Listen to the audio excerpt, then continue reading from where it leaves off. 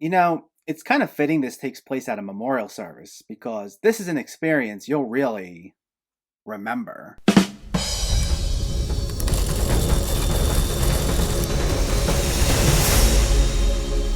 What's going on, everyone? Welcome back to my channel. Today we're talking about a new VOD release, Shiva Baby. Let me know in the comments what your thoughts on this movie were, if you already saw it or if you were planning on seeing it, and make sure to hit that thumbs up button if you like these reviews, as it helps me out immensely by getting my channel out there. And if you're new here, I hope you consider hitting that subscribe button so you can stay up to date with reviews of new releases, older films, hidden gems, and so much more on a near daily basis. But let's jump right into it and let's talk about Shiva Baby. This stars Rachel Sennott as Danielle, a young college student who, while at a Jewish funeral service with her parents, has an awkward encounter with her sugar daddy and her ex-girlfriend. This is the feature debut of Emma Seligman, who wrote and directed the film, and it's an adaptation of her own short film of the same name from 2018. It premiered at South by Southwest last year, where it received critical acclaim, before getting both a theatrical and VOD release this month. The film's only 77 minutes, but it almost never wastes a second, moving at an incredibly quick pace. You don't always know what direction it's headed, but your attention's held by the film being constantly on the move, spending just the right amount of time we need in a scene to get an understanding for how the characters are feeling before moving on. It takes place in real time and mostly in one location, which is a funeral service in this one house. I've heard one comparison that this is a bit like A Serious Man, which actually shares one of this film's stars, Fred Melamed. And I'd say that's pretty accurate, with both films having lead characters whose life is in turmoil, and the way that conflict's handled isn't a very anxiety-driven matter. I'd say the film is like a mix between A Serious Man and Hitchcock's thriller Rope, which also is shot in one location and in real time. There's a very claustrophobic feel to this, with the house being bombarded with guests, and everywhere Danielle turns, she's met with someone new trying to grill her, whether with good or bad intentions. There are those who kind of look to get under her skin a little bit, in particular her ex named Maya, played by Molly Gordon. Meanwhile, many of the older guests are oblivious to any sort of problems Danielle may be experiencing, and will corner her to ask her for her life story, with one question after the next, sometimes throwing in random tasks for her to do in between. The way all the shots are composed and the way each scene is blocked are expertly crafted. I wouldn't call the house itself small, as you do get some exterior shots of it and it seems spacious enough, but the way each scene is set up,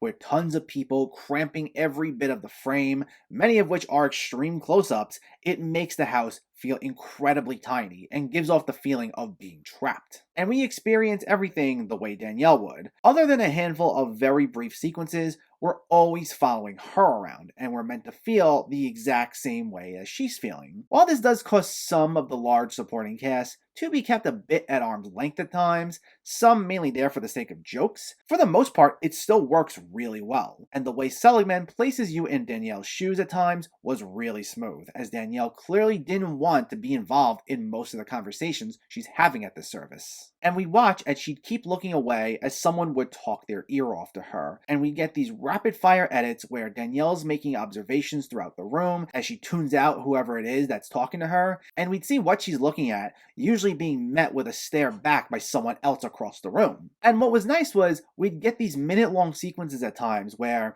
Danielle and whoever she's looking at wouldn't say a word, yet through repeated glances she shares with the other characters, a whole story's told right then and there, and we get a very clear indication of how both characters are feeling in that exact moment. It's subtle, yet so incredibly effective. I'd say another film this may get some comparisons to is Uncut Gems, which also ratcheted up suspense in an anxiety-fueled way. You'll have instances where characters are talking over one another, you'll sometimes not know which way to turn as the other characters bombard Danielle with questions and comments, and it feels nerve-wracking at various points. All the while, you'll have an absolutely brilliant, violin-heavy score by Ariel Marks adding to it all, and this was one of my favorite aspects of the film, as Marks basically created a horror score for a coming-of-age dramedy. You think tonally, the two wouldn't go together, but this sets the mood perfectly for this film, because many people can relate to Danielle's plight in one way or the other. She's still not totally sure of where she's going in her life, and she wants to be an artist, but she's not having the easiest time with it, and she's getting a ton of pressure from all of her relatives to take their suggestions, and they also unfavorably compare her, most of the time unintentionally, to Maya, who's going to law school and is seen as the perfect student, and this just compounds a lot to the stress that she already feels. And if you've ever gone through a similar struggle where you feel feel at least somewhat similarly, you'll understand that yes, it is like something straight out of a horror movie, with this sort of existential dread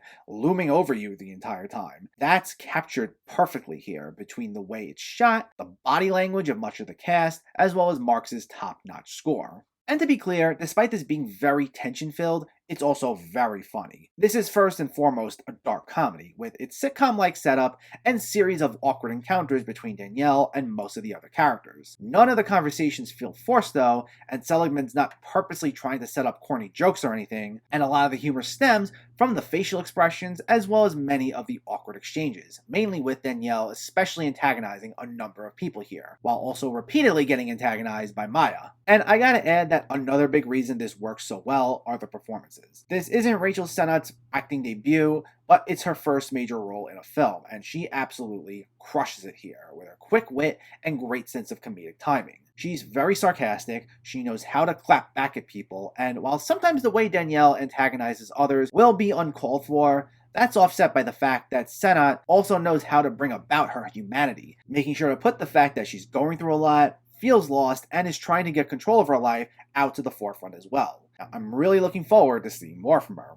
And there are a number of solid performances in the supporting cast, such as Fred Melamed and Polly Draper as Danielle's parents, as well as Danny DeFerrari as Danielle's sugar daddy. But the other big standout for me is Molly Gordon as Maya, someone who's been making quite an impact in the last few films she's appeared in, even if her part isn't huge. And I really hope we'll see more from her soon as well, because she kills it here too. She's also very sarcastic and very commanding each time she's on screen, being the one person who can even remotely put Danielle in her place. And she also does a great job of showing Maya's other side as well, the same way Sennott does with Danielle. Because as we learn a little more about the history between the two, we do see her sweeter side come out of it. And she hits all the right emotional beats perfectly. And what's nice too is the chemistry between Sennott and Gordon is excellent. The funny thing is, they never actually tested their chemistry prior to filming, which is usually done when casting to make sure two actors can work really well together. They hadn't even met until the day before filming. Despite that, they masterfully convey to us two people who have this long history together with their share of ups and downs. And they bounced off one another perfectly, as if they did know each other better than they know themselves. And I thought that was some wonderful acting right there, by both Sennott and Gordon. Though it's also a testament to how talented Seligman is as a director, and with this being only her debut, I'm really looking forward to whatever else she has in store for us. Shiva Baby is a really solid, well-made dark comedy. It takes a seemingly simple setup and finds very creative and unique ways to bring about so much tension in an anxiety-fueled narrative, combined with a quick-witted sense of humor. The film mixes a coming-of-age film with a feel of a horror movie, though never feeling tonally inconsistent, thanks to some slick direction from Emma Seligman. Anchored by two top-notch performances from Rachel Sennott and Molly Gordon, this is one of 2021's better films so far, so definitely give this one a shot. Shiva Baby gets an 8.5 out of 10. So let me know, did you see Shiva Baby, or are you planning to see it, and what were your thoughts? Did you find it funny? Did you find it unsettling? Let me know in the comments below so we can discuss. Also, if you enjoyed this video, please like it and share it, and for more movie reviews and film discussion, please make sure to hit that subscribe button to stay updated. Thanks for watching everyone, and keep having fun with film.